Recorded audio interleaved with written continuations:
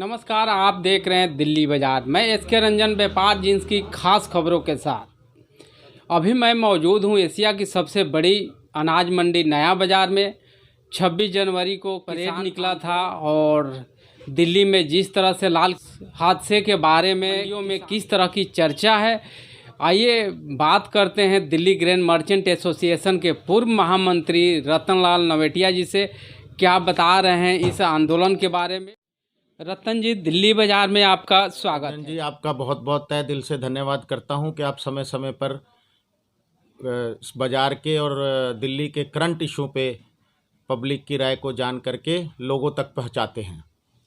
रतन जी, पिछले चर्चाओं में हम लोगों ने बात की थी, जैसा कि आपने सुझाव दिया था कि जो किसान बिल है इसको कुछ दिनों के लिए 1-1.5 साल तक जो है रोक देनी चाहिए। क्या इस बारे में आप क्या कहना चाहेंगे। ने 10 बार की राउंड में चर्चाएं करके सरकार ने अपनी तरफ से उदारता दिखाई थी और 1.5-2 साल तक इस कानून को पोस्टपोन करने के लिए जो सुझाव किसान नेताओं को दिया था, हमारी नज़र में वो किसान नेताओं की बहुत बड़ी जीत थी और किसान नेताओं को ये प्रपोजल को मान लेना चाहिए था और जीत करके अपने अपने अदारों में जा कर के अपने काम धंधे में लगना चाहिए था और सरकार की कमेटी के साथ चर्चा करके 1-1.5 साल तक जहां भी कानून में खामी उनको लगती थी उसको रिमूव करा करके, ताकि कानून सब पूरे देशवासियों के लिए है, पूरे देश के किसानों के लिए है।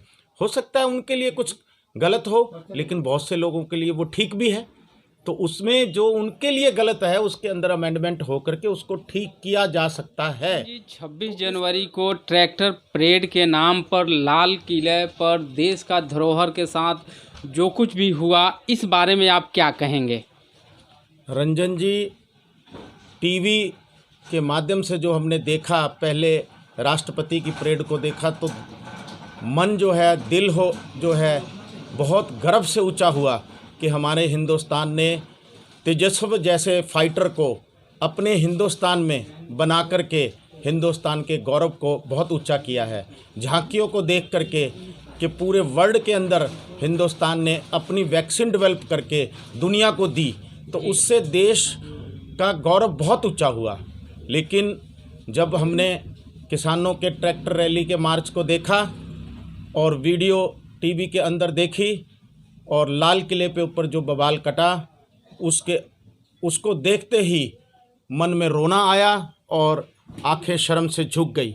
जो हिंदुस्तान का नाम पूरे मुल्कों में, पाकिस्तान, चाइना, इस घटना को देख देख करके बहुत गलत ट्वीट करके, बयानबाजी करके हिंदुस्तान की जो छवि पूरे वर्ल्ड में बनी हुई है उसको खराब नहीं लगे। सबकी विचारधारा अलग अलग थी, तो इसलिए इसमें फूट पड़ने के बाद ये लाल किले की घटना हुई और किसान नेताओं ने जो दिल्ली पुलिस के साथ एग्रीमेंट किया था उस एग्रीमेंट को तोड़ा और पुलिस ने संयम दिखाया और हमारी पुलिस के जवान इतने घायल हुए और उसको देख देख करके लाल किले के अंदर जैसे वो नीचे खाई में गिर रहे हैं, मैं बता नहीं सकता कि इतना गुस्सा है, इतना शर्म आ रही है इन लोगों के ऊपर कि इन्होंने हिंदुस्तान के हिस्ट्री में एक धब्बा लगा दिया।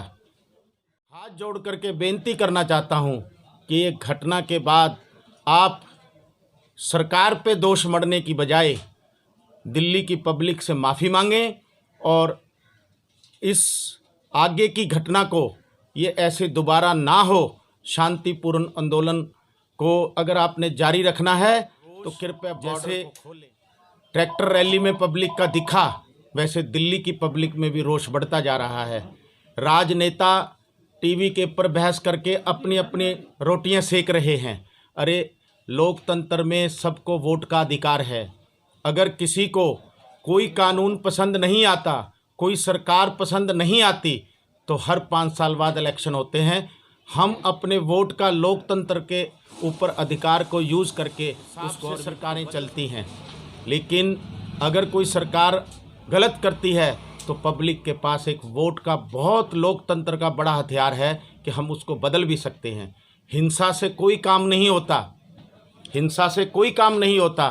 तो मैं हाथ जोड़ करके बेनती करता हूं कि हमारी दिल्ली पुलिस के ऊपर गलत इल्ज़ाम लगा करके आप इसको दिल्ली पुलिस को और गलत किए हुए काम को सही मत ठहराएं और गलत हुए काम को हाथ जोड़ करके दिल्ली की पब्लिक से देश का माफ़ी मांग। हमारे तिरंगे का इतना भारी अपमान किया है जो कि बहुत ही निंदनीय है। बार बार हम आपको ये हाथ जोड़ के बेनती करते हैं कि देश आपका भी है।